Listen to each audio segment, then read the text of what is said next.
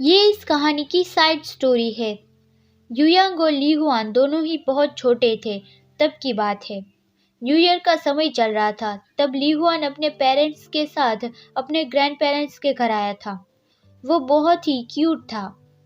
उसके mummy papa उसे park में खेलने के लिए कहकर वापस चले जाते हैं कि तो फिर तुम यहाँ पार्क में खेलो, फिर मैं तुम्हें घर ले जाऊंगी और हम डिनर करेंगे, ओके। आज इस साल का आखिरी दिन है तो अपने कपड़े गंदे मत करना, ठीक है। फिर वो दोनों चले जाते हैं। ली हुआन पार्क में खेलने चला जाता है। वहाँ उसी पार्क में युयांग अपने डॉगी डोंग डोंग को लेके आता है और वो झूले पर बैठ जाता है। वो रूठा हुआ था क्योंकि उसे घर से डांट पड़ी थी। उसने रिलेटिव्स के बच्चों से झगड़ा किया था इसलिए। लेकिन डोंग डोंग किसी पे भौंकने लगता है तो युयांग उसके पीछे जाता है। वहाँ ली हुआन बर्फ से खेल रहा था और उसने युयांग के मुंह पे बर्फ मार दी। युयांग उस पे चिल्लाता है कि ये किस बदमाश ने किया है। तो ली हुआन अपने हाथों से ग्लव्स निकाल के युयांग के पास जाता है उसकी मदद करने के लिए। लेकिन युयांग को वो बुरा बच्चा लगा तो वो उसे गुस्से से जोर से कहता है कि तुम क्या कर रहे हो, मुझसे लड़ना चाहते हो। और वो मन में बोलता है कि मैं ऑलरेडी ही बहुत गुस्सा हूँ, संभल के रहो वरना मैं तुम्हारा कीमा बना दूंगा। लेकिन ली हुआन उसके फेस पर से बर्फ हटा रहा था और कहता है कि सॉरी, मैंने तुम्हें देखा नहीं। और वो देखता है कि युयांग रो रहा है तो उसे अपने डैडी की कही हुई बात याद आती है कि जब भी कोई बच्चा तुम्हारी वजह से रोने लगे तो तुम्हें उसे कंफर्ट देना है जब तक सब कुछ ठीक ना हो जाए, ठीक है। तो ली हुआन युयांग के सर पे बैठ करके कहता है कि रो मत, सब ठीक है। युयांग को वो अजीब लगा क्योंकि अभी घर पर सब उसे डांट रहे थे और यहाँ किसी ने उसे कंफर्ट दिया, इसलिए वो ली हुआन का हाथ दूर करके जोर से कहता है कि मैं रो नहीं रहा था। ली हुआन उसे बहुत सारी कैंडी देता है तो युयांग वो ले लेता है और उससे थैंक्स कहता है। ली हुआन उसे पूछता है कि मेरे साथ खेलना चाहोगे, लेकिन युयांग मना कर देता है कि बर्फ में खेलना अच्छा नहीं है, मैं नहीं खेलूंगा। तो ली हुआन चुपचाप वहां से चला गया। फिर युयांग फिर से झूले पर बैठकर ली हुआन ने दी हुई कैंडी खा रहा था और वो ली हुआन को देखता है तो ली हुआन बर्फ से स्नोमैन बना रहा था। वह टोंग टोंग उसके पास भौंकने लगा तो युयांग उसे बुला रहा था और वो ली हुआन के पास जाता है और कहता है कि अगर तुम ऐसे ही उसका ढेर बनाते रहोगे तो ये बहुत गंदा दिखेगा, मैं तुम्हें सिखाता हूँ, ठीक है। तो वो उसे स्नोमैन बनाना सिखाता है और कहता है कि क्या तुमने पहले कभी स्नोमैन नहीं बनाया। तो ली हुआन कहता है कि नहीं। और फिर युयांग अपने हाथों को फूंक मार के गर्म कर रहा था तो ली हुआन अपने ग्लव्स उसे दे देता है। युयांग उसे मना कर रहा था कि मुझे इसकी जरूरत नहीं, मुझे ठंड नहीं लग रही है। लेकिन ली हुआन उसे ग्लव्स पहना देता है। युयांग उसे पूछता है कि अब तुम क्या करोगे। तो ली हुआन अपने हाथों से युयांग का फेस पकड़ के कहता है कि मेरे हाथ बहुत गर्म है।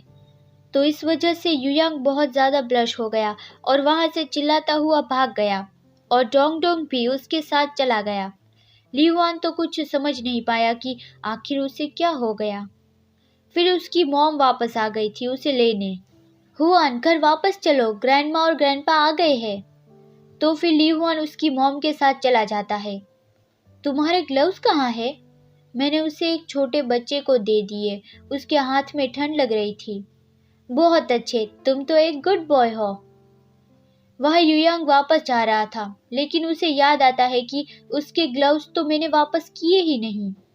तो वो वापस वहां पे गया और वहां सांझ होने तक वहीं उसका इंतजार करता रहा कि मुझे अब नहीं लगता कि वो वापस यहाँ खेलने आएगा या नहीं। तो इस तरह से बचपन में ही वो दोनों पहले मिल चुके थे और अब ये भी एक एक्स्ट्रा स्टोरी है। इसमें युयांग और ली हुआन पहले से ही रिलेशनशिप में है। इस एक्स्ट्रा चैप्टर में एक दूसरी कहानी के कैरेक्टर्स भी आ जाते हैं, यूशु और जिजैन। फिर वो दोनों थोड़ी देर फालतू की बकवास करते हैं। इस अम्यूजमेंट पार्क में आज के दिन ऐसा गेम चल रहा था कि जो भी अपने दूसरे पार्टनर को ढूंढ निकालेगा उसे फ्री में सारी राइड्स एंजॉय करने मिलेंगी और फ्री में खाना मिलेगा। जिजैन ने यूशु को ढूंढ लिया था। यूशु युयांग से ली हुआन के बारे में पूछता है कि क्या तुमने अभी तक अपने बॉयफ्रेंड ली हुआन को नहीं ढूंढा है। तो युयांग बताता है कि मैं इतने सारे लोगों के बीच में उसे कैसे ढूंढ सकता हूँ, ये बहुत ही मुश्किल है। और फिर वो उन दोनों को भेजता हुआ कहता है कि अच्छा तो मेरी चिंता मत करो, जाओ और मज़े करो। तो यूशु कहता है कि लेकिन मैंने कहा ना हम कपल नहीं है। तो जिजन गुस्सा हो जाता है कि हम इस दूसरी कहानी में आ तो गए, लेकिन हम तीनों एक साथ एक पिक्चर में होते हैं तभी मेरा डायलॉग क्यों आता है। तो युयांग कहता है कि क्योंकि इस कॉमिक स्ट्रिप में तुम्हारे लिए ज़्यादा जगह नहीं है तो इतने में ही चला लो। यूशु जिजन को स्लैप लगा के कहता है कि तुम्हें इतनी अजीब बातें करके शर्म नहीं आ रही है? हाँ, जल्दी कुछ सोचो, हमें युयांग की मदद करनी चाहिए लीहुआन को ढूंढने में। तो जिजन पूरे जोश से कहता है कि हाँ ठीक है, हम दोनों एक ही वक्त में राइड भी इंजॉय करेंगे और लीहुआन को भी ढूंढेंगे। जब सब फ्री है तो हम इससे वेस्ट नहीं जाने दे सकते। और आखिर में इस कॉमिक में मेरी बड़ी फोटो आ ही गई। और फिर वो दोनों राइड्स एंजॉय करने में बिजी हो गए और युयांग के बारे में तो भूल ही गए। जब वो दोनों मेरी को राउंड में थे तब उन लोगों को याद आया कि क्या हम कुछ भूल रहे हैं। वहाँ युयांग अकेला सांझ तक बैठा रहा। वो दोनों वापस आते हैं युयांग से सॉरी कहने के लिए कि हम तो भूल ही गए थे। फिर युयांग उसे बताता है कि सच तो ये है कि आज सुबह हमारी लड़ाई हुई थी। वो मुझसे मिलने आएगा या नहीं ये बताना मुश्किल है। मैंने आज पूरे दिन उसे नहीं देखा। तुम लोग जाओ और मज़े करो, मेरी चिंता मत करो। मैं थोड़ी देर यहाँ रुकूंगा और फिर मैं यहाँ से चला जाऊँगा। तो फिर जिजन यूशु को हाथ पकड़ के उसे ले जाता है कि हाँ तो फिर चलो हम मज़े करने चलते हैं। फिर दूर जाके वो बताता है कि हम लीहुआन को ढूंढने चलते हैं। तो फिर यूशु समझ गया और वो कहता है कि तुम अब मेरा हाथ छोड़ सकते हो, होमो वाला एक्ट मत करो। युयांग फिर अकेला ही बैठा था। आज सुबह हमने फाइट की और मैं गुस्सा होके वहाँ से चला आया। अब मैं हमारे झगड़े का रीज़न सोचूं तो हमने तो कितनी छोटी सी बात पे झगड़ा किया था और इस जगह पर फ़ोन भी नहीं है। हम पूरे दिन एक दूसरे से नहीं मिल पाए। पता नहीं वो कैसा होगा। मैंने उसे पूरे दिन ढूंढा लेकिन वो मुझे कहीं नहीं मिला। क्या वो मुझे अवॉइड कर रहा है?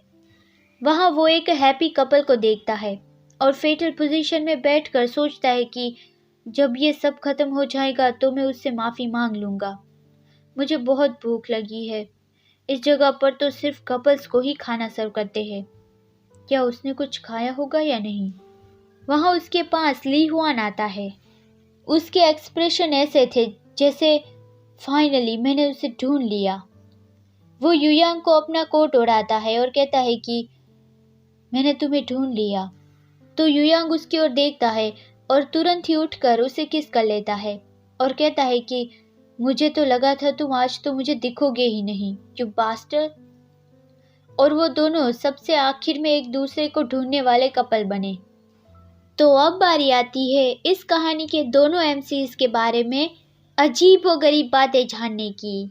तो पहले कहानी के कैरेक्टर्स का इंट्रोडक्शन। लीहुआन और युयांग। लीहुआन कोल्ड एंड डिस्टेंट है, वो स्ट्रेट है। बाहर से शर्मीला है लेकिन अंदर से वो खूंखार है। वो एक डॉग की तरह लॉयल है। युयांग इंटेंस सटर अनक्लोजेड गे है। वो एक सीनियर स्टूडेंट रोल मॉडल है। उसकी आंखें शार्प है लेकिन वो ये नहीं देख सकता कि कौन उसे लाइक करता है। जब वो दोनों एक दूसरे से मिले तो उन दोनों ने एक दूसरे के बारे में क्या सोचा था। लीहुआ ने सोचा था कि वो तो कितना स्मॉल है और युयांग वो तो एक इम्पोलाइट बास्टर्ड है। और फिर थोड़ा एक दूसरे को जानने के बाद लीहुआन को युयांग बहुत ही क्यूट लगा और युयांग को लीहुआन बहुत ही प्योर अच्छा लड़का लगा। जब इस कहानी के अथर लीहुआन को कुछ भी करे फिर भी लीहुआन कुछ नहीं बोलता, लेकिन अगर उसने युयांग को वैसा करने की कोशिश की तो लीहुआन उसके आगे मर्डरस नज़रों से देखता है। जब उन दोनों की फाइट होती है तब लीहुआन पूरे दिन मुंह चढ़ा के रखता है और युयांग से बात नहीं करता, लेकिन युयांग उस पर गुस्से से चिल्लाता रहता है कि अगर तुम माफ़ी भी मांगने आओगे तो मैं तुम्हें माफ़ नहीं करूँगा। और उसके बाद लीहुआन फिर भी अपनी वाइफ के लिए खाना बनाता है और उसे प्यार करके उसे मना लेता है। जब उन्हें एक दूसरे से फेवर मांगना हो तो ली हुआन कुछ नहीं बोलता और सीधा आके युयांग पे क्लिंची बन जाता है। चाहे युयांग कुछ भी कर रहा हो, चाहे खाना भी खा रहा हो, और युयांग को जब कुछ काम करवाना हो तो वो प्यारी प्यारी आवाज़ निकाल के ली हुआन के गाल पे किस करके उसे जो करवाना होता है वो कह देता है। जब उन दोनों ने एक दूसरे के कपड़े ट्राई किए, अगर उनका एनिमल अवतार निकाले तो युयांग एक क्यूट किटी है जो डॉग जैसा एक्ट करती है और ली हुआन एक शाय तिबेटियन फॉक्स है। अभी कहानी में जैसी उन दोनों की पर्सनालिटी है उसे अगर उल्टा किया जाए तो ली हुआन सबसे उछल के बातें करेगा और युयांग जो मर्दाना एक्ट करता है वो बहुत ही कोवल बन जाएगा। अगर वो दोनों एक दूसरे से मिलते ही नहीं, हम बिल्कुल ऐसा नहीं चाहते, तो अगले 10 साल के बाद 28 साल का ली हुआन किसी लड़की से शादी कर लेता और उनके बच्चे होते, और वहाँ 29 साल का युयांग भी आखिर में किसी के साथ रहने का डिसाइड कर ही लेता। उन दोनों को एक दूसरे को कुछ कहने दे तो ली हुआन कहेगा कि उस लड़के को भूल जाओ प्लीज़, मैं तुम्हारे लिए बाइक चुरा के लाऊंगा। नहीं, इस लाइन को काट दिया जाए। ली हुआन कहेगा कि आई लव यू और उससे गले लगा लेगा, और युयांग कहेगा कि तुम इतने ज़्यादा क्यूट कैसे हो सकते हो। एक आखिरी सवाल, आपके दिमाग में क्या चल रहा है?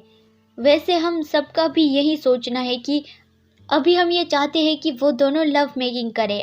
नहीं, इस लाइन को काट दिया जाए। हम चाहते हैं कि वो दोनों साथ हो जाए।